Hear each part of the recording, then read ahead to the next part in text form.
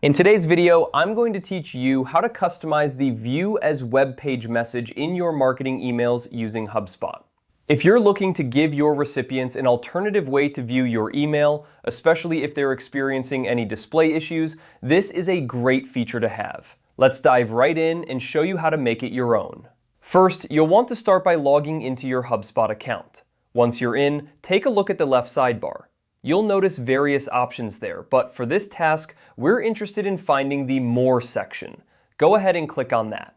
After you click More, you'll see a list of categories. We need to head over to the Marketing section.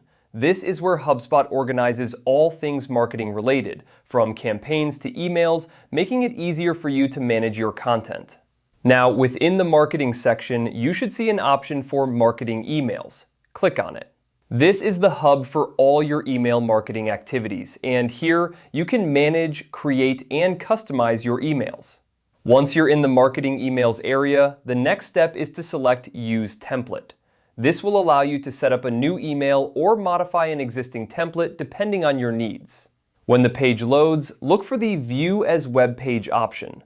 This is typically a small, often overlooked feature, but it can be very useful for ensuring that your recipients can view your emails properly.